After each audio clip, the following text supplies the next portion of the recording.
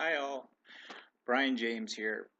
Um, it's been a weekend, and a lot's been going on in my world. Um, and I had a few responses and questions on the videos and things like that, and I'm starting to think that maybe I should move myself into some sort of counseling capacity. I wouldn't mind some sort of training and practice and thing to go along with that. But at the same time, I'm starting to see that my insight and my journey has led me sort of to a place whereas I have perhaps a better understanding of things like ADHD with addiction, um, the suffering that goes along with adoption in its different forms, et cetera, et cetera. And I myself, trying to find counseling and things like that, have found that there just isn't any understanding in that industry. To have to go to psychologists, trained psychologists, and have them suggest that um, it's a shock to hear that adoptees would suffer trauma and problems from being adopted. It blows my mind um, that they don't understand this. So, anyways, if anyone has any ideas about that, I was thinking of maybe starting up a international sort of online counseling scenario, and I don't really know how to go about doing these things, to be honest. And in some ways, I'm disabled in some ways, and in other ways, I excel. So I think that could speak for a large majority of people. And I think as a community, we can work together to help one another and support one another in our trials and struggles. The other thing I wanted to talk about today was um, someone was talking about their relationship with food and asking about my fasting, etc. Well, to go down that road, and I've talked to a lot of people about this, that I think fasting can offer a solution, a possible solution, and a possible physical reset to your body that has accumulated stress, anxiety, toxins throughout your life. And since for the majority, most people are always maintaining, um, more than enough new fuel for their bodies in that they're never going into their reserves, their fat reserves, etc., their cellular reserves, and they're never expending those toxicities, anxieties, etc., and they just build up in you. This is how I envision um, my body in conjunction with my mental state and my spiritual state. So when it comes to something like fasting, look at it as a gradual process. There's no becoming a Buddhist monk overnight. There's no, you don't want to jump right into like, well, I'm quitting everything. Uh, back in the very toxic days, the advice from an NA sponsor at that time was quit things in the order they're going to kill you, and that's when I'm talking about things that need to go, right? That you're going to have to get some spiritual help. You're maybe going to have to go through some 12 steps, etc., etc., etc. If you're coming to a place where you're settled, you're okay, and you want to do some personal work on yourself, well then there's the other side of the coin where you can take things that are very simple and just slowly start um, removing them. Things that aren't healthy for you, and you're in a position where it's like, you know what, I don't need that in my life. I don't need, um, you know, some stupid sitcom shows. You can get those out of your way. So that's a mental garbage that you're taking in. Or, I don't need fast food. That's an easy one. Well, maybe it's not easy, but I mean, fast food's addictive.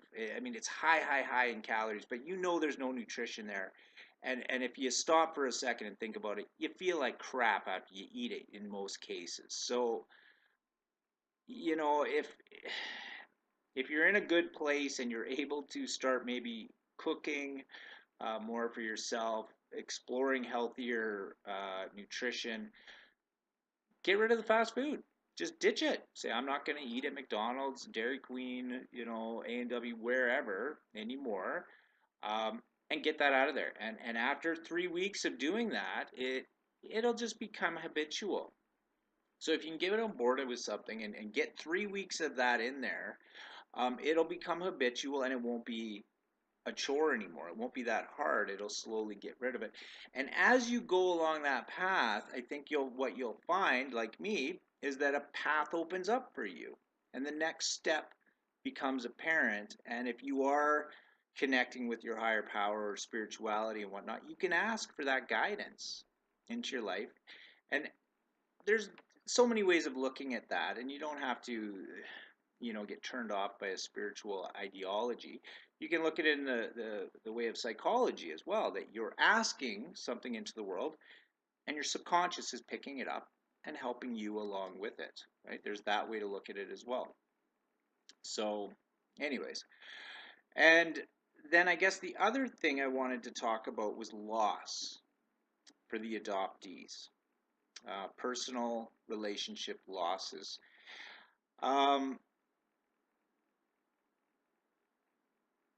it's hard. I think that for myself, I appear to handle it in stride, and it may appear I may appear cold or this or that and the other, but I was thinking about it kind of like superhero wise, like the Wolverine. Now, maybe some of you are not familiar with the Wolverine, but the Wolverine is a superhero X-Men that has the ability to heal very quickly.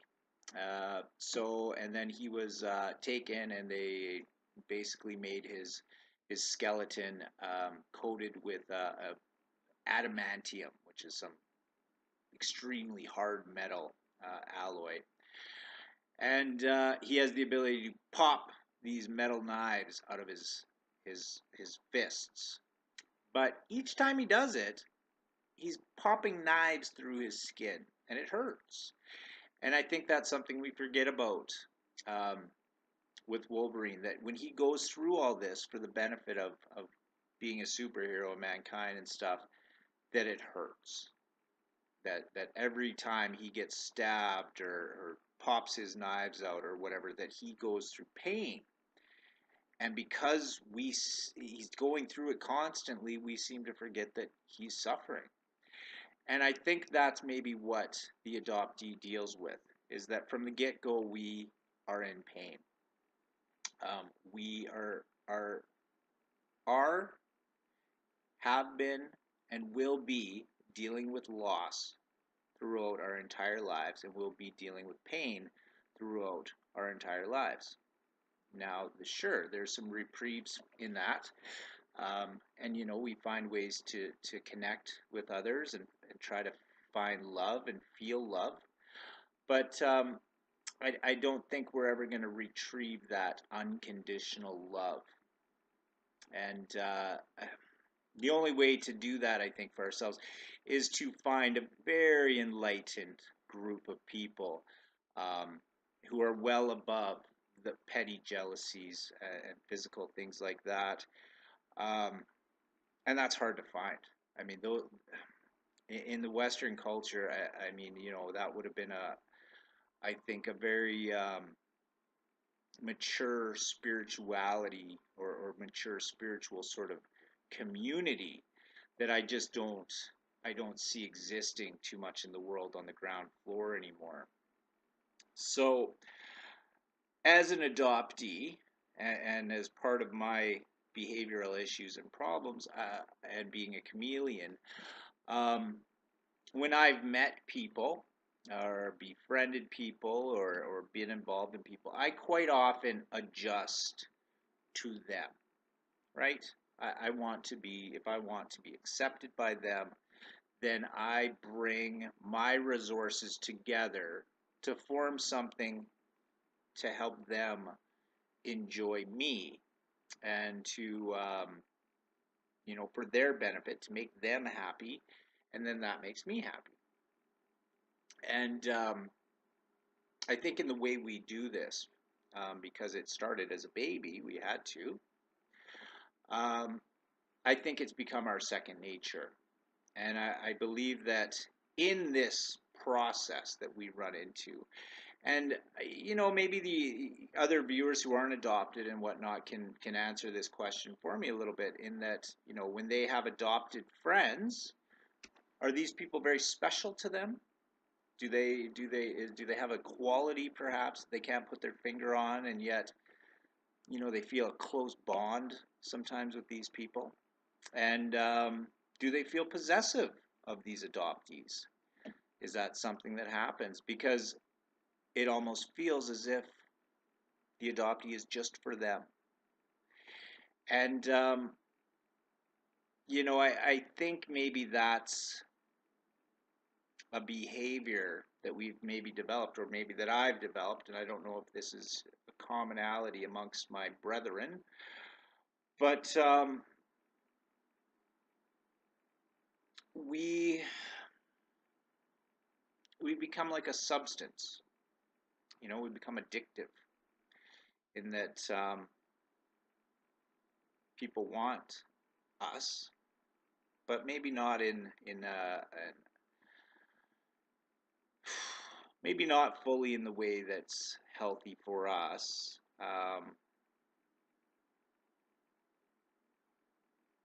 And eventually maybe it comes down to situation that's not functional, and that if someone can't possess us, then or have us, that specialness of us, be just for them, which in a way we are, because we've created a personality just for them. I remember back as in my childhood, in that I had a real hard time if I had two. I had best friends, and yet if I had two of them together at the same time, it was confusing for me, because I was one way with this person, I was one way with this person, and it was, it's like it was this war going on, like, who am I for here? And I mean, certainly I don't want people competing for my time or affection or things like that. And yet I'm introverted as well, so I need to retreat into myself and recuperate, because it's an expansion of energy to be with people and to form relationships, and that's for anyone, I believe. So, anyways, I over the weekend I had someone that exited my life for the time being, and that hurts, and it's a death, right? Because there was a me that was for them, and that me that was for them now is retired, you know. And yet, at the same token, I enjoy it when people from my past come back into my life, and I can revive an old self, a resurrection, so to speak. So, yeah, I think it's something to do with this mono world we live in, whereas, everything has to be one way. I have to be this person, and if I act differently, well, there must be something wrong with me, or maybe I'm on drugs, or I'm going crazy, or this, that, and that thing. No, no, I am many. I am many people in one. I've developed personalities of all shapes and sizes, and you know, some are not very nice. Some are saintly, and yet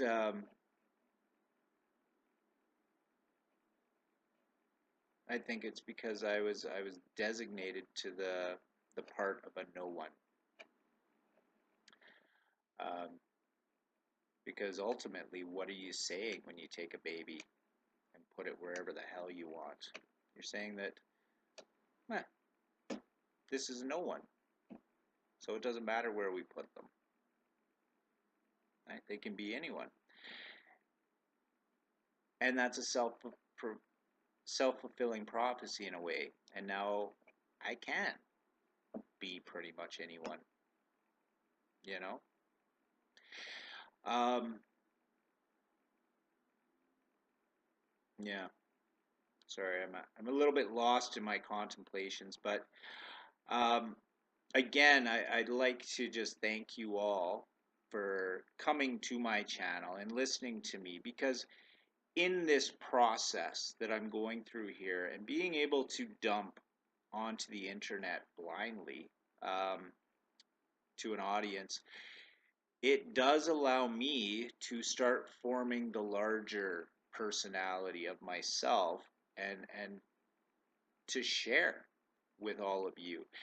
And in that, this personality that's coming out, is me, and is the ultimate me. And some of you may come and some of you may go, but at the same time, this can remain constant and doesn't have to be retired. And hopefully, amongst my international friends here, um, I don't provoke jealousy and a competitive spirit amongst you, in that you are all my family. All you adoptees have been through hell and back, and in different capacities.